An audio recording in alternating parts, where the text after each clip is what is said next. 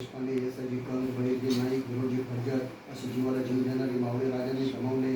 पेटविले पाषाण मराठे आत्महत्ये आपले लोक घाबरलेले होते ना त्या आक्रमणाने. त्यांनी काय केलं, पेटवलं यांची त्यांना स्फूर्ती दिली, सगळ्यांना एकत्र केलं. अरे आपण लढाई करू म्हणजे त्यांच्याशी हे करू. त्या नाही काय केलं, पेटविले पाषाण पठारावरती शिवबांनी पाषाण पेटवले.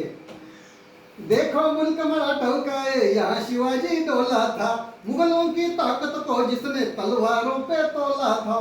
हर पर्वत पर आग जली थी, हर पत्थर एक शोला था, बोली हर हर महादेव की, बच्चा बच्चा बोला था।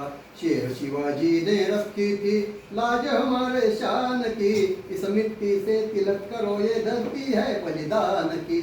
आओ बच्चों तुम्हें दिखाएं झांकी हिंदुस्तान की, इस मिट्टी से तिलक करो ये धरती है बलिदान की। आणि अरे चार मावळ्यांसह शिवराया धजला दिल्लीशा हलवाया, स्वतंत्र म्हणून अभिषेकाया, जीवमान चैतन्य अल्पही मूर्ते उत्तानाला। 10-12 मित्र घेऊन राजांनी स्वराज्याची सुरुवात केली.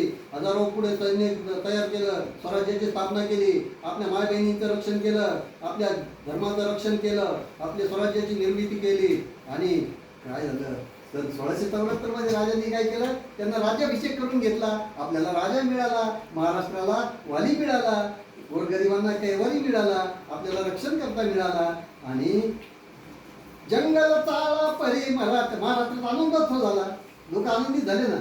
जंगल चाळा परी मराठा, पर्वत श्रेष्ठा उठला रे, वणव्याच्या अर्धांग गतीला अडसर आता कुठला रे, तळातळावर ठेचून मारू गनिमांचा घाला रे, स्वतंत्रतेचे निशाण आमचे अजिंक्य राखू धरेवरी, रणनवर याची जात आमची कोण आम्हा भयभीत झाली.